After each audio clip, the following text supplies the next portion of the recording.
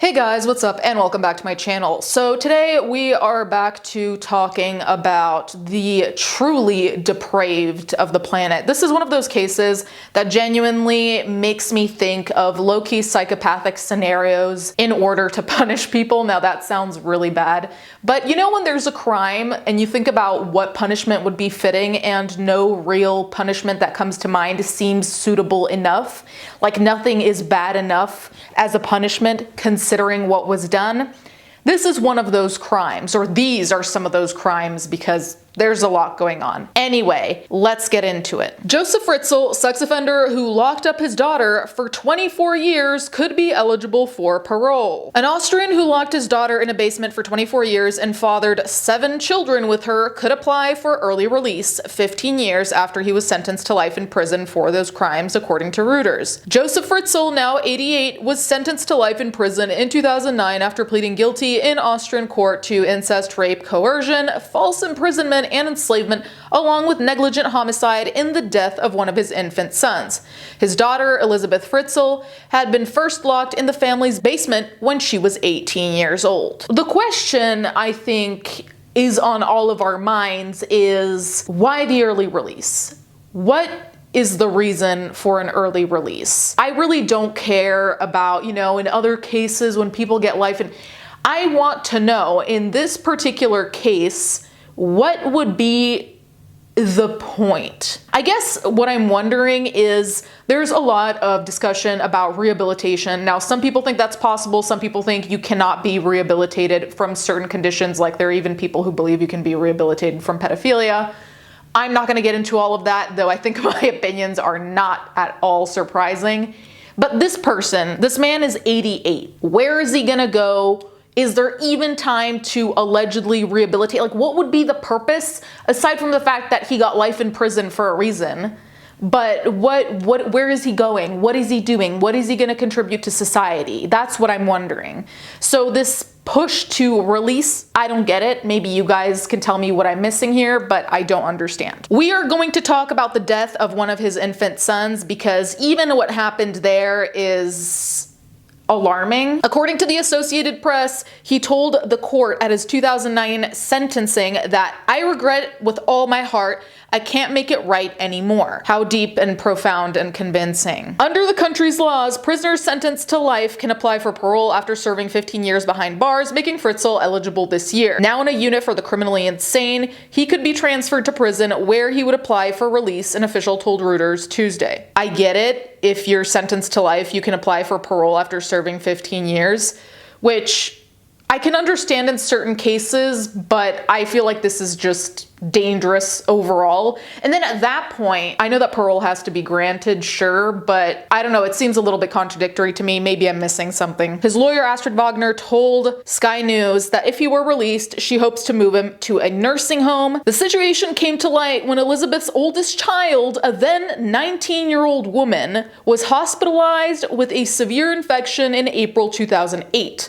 Doctors unable to find medical records for the woman appealed on TV for her mother to come forward. Fritzl, according to the Associated Press, then accompanied Elizabeth to the hospital where he subsequently told police that he had fathered 7 children with her, telling his lawyer at the time, "I'm only being portrayed as a monster and not as someone who committed monstrous acts." You guys know how I feel about self-pitying criminals. There is little that is more despicable to me than a self-pitying criminal, especially when we're talking about people who weren't desperate and didn't just have a lapse in judgment. I'm talking about the difference between someone who decides to rob a bank because they have children and can't make ends meet. Robbing a bank isn't right, but in that particular situation, I can understand how desperation gets to you and you just want to make shit work. Now, you locking up your own daughter for 24 years, how many days is that? Hold on.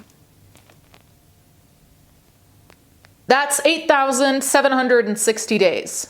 For 8,760 days, every single day, you chose to keep your daughter locked up in your basement. Not only that, you decided to rape her, force her to have children via your rape while being locked in a basement. For 8,760 days, you decided to do that. So no, the whole self-pitying, oh, I just committed a monstrous act. No, no, no, no, no.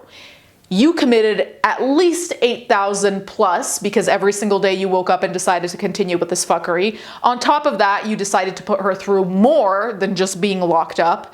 So really, you were also lying to people around you about where she was, which we'll get to. Newsflash, what makes you a monstrous person is doing monstrous acts over and over and over again.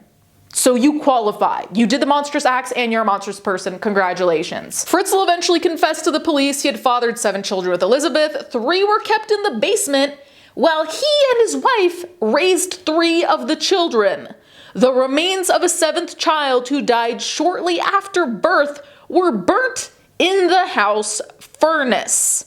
The horrific story would later inspire a movie, whatever. Authorities in Austria had announced plans in 2011 to demolish the house where Elizabeth was kept, but those were not carried out. Instead, the basement was filled with concrete in 2013 and sold. So as if all of this until now were not genuinely horrific, 3 of the children were the chosen ones to go live with Fritzl and his wife, and 3 stayed in the dungeon downstairs. And then 1 died and was burned in the family furnace. I understand why Fritzl was in a prison for the criminally insane, because this is delusional, absolutely delusional. I don't know how you can qualify this as like a monstrous act. It's like, no, you are actually the definition of a monster. Like, this is a horror movie. This is not, you know, a lapse of judgment. Absolutely not. Now, you might be wondering about the wife, because that's what I was wondering. So now this is from The Sun, so take everything with a grain of salt, but I have read this in multiple other publications. This is the one that has most details, so again, large grain of salt. Fritzl's wife was called Rosemarie, and Rosemarie was unaware of what was happening in the basement of the family's home in Austria. Even after Elizabeth had 7 children, all fathered by her own dad, Rosemarie was clueless. Fritzl arranged for 3 of the children to be raised upstairs with him and his wife. He convinced his wife and neighbors they had been left on the doorstep by Elizabeth, who didn't want to raise them, and she joined a cult or a sect in this article. In addition, Fritzl forced Elizabeth to write letters to Rosemarie claiming she was well but unable to care for the kids, begging her mother to raise them. It's curious here because I can't understand whether this is her mother or stepmother, just based on the context. They keep referring to Fritzl's wife instead of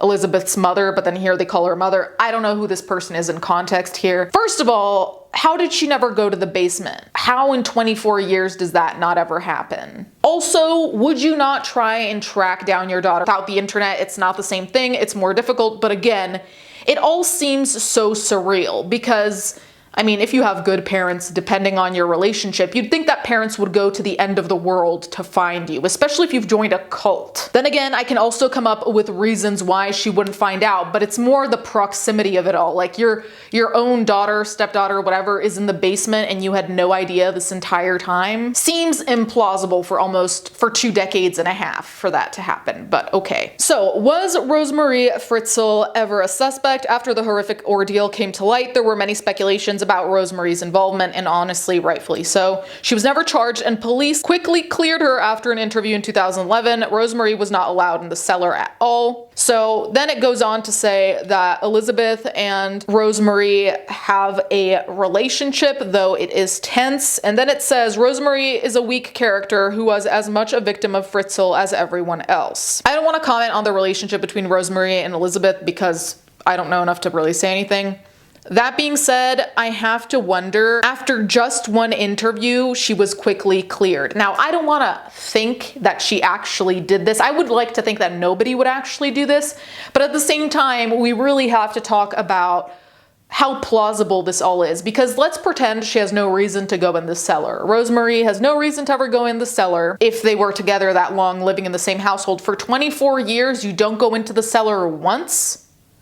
Or the cellar is so big that the dungeon wherever Elizabeth and her children are kept are out of sight and also are not audible? That's the other question too, is even if you don't see things, you don't hear anything?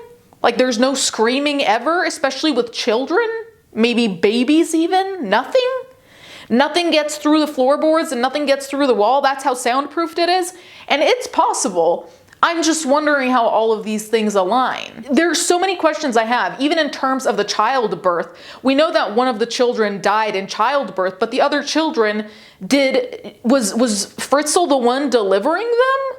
Who was someone else involved? Like, that's also my other question, is was he doing all of this work? Because he wasn't like super young when all of this happened, right? So it's also like, can someone who is already older withstand all of this like heavy lifting, maybe even literally, depending? I have so many questions, and honestly, it's also hard for me to believe that there was no one who wanted to go the distance for Elizabeth, in the sense of, it's a blessing to have friends that really care about you or family that really cares about you. But I have to think that upon telling her friends, family, whoever, oh yeah, she ran away and joined a cult, nobody looked into it, nobody, you know, and I guess some of the fake letters or letters she was forced to write to Rosemarie probably were part of this, in the sense of her writing to family was proof that she actually had run away and joined a cult and said, don't come looking for me. But really that was enough to stop people? That's also what I'm wondering about. Anyway, you guys can let me know what you think in the comments down below. I am absolutely flabbergasted that this man is up for parole considering his crimes. Honestly, if I were him, I don't even know if I'd want to be released, because granted, most people won't run around looking for an 88-year-old considering that he's that old, so maybe they'll have pity on you and not beat you up or murder you on the street. But I would be afraid for my life, because all the crimes that you've been accused of committing are not the ones people have like neutral opinions over. So let me know what you think in the comments down below. Thank you guys so much for watching. Thank you to my patrons as always, and I'll catch you guys next time.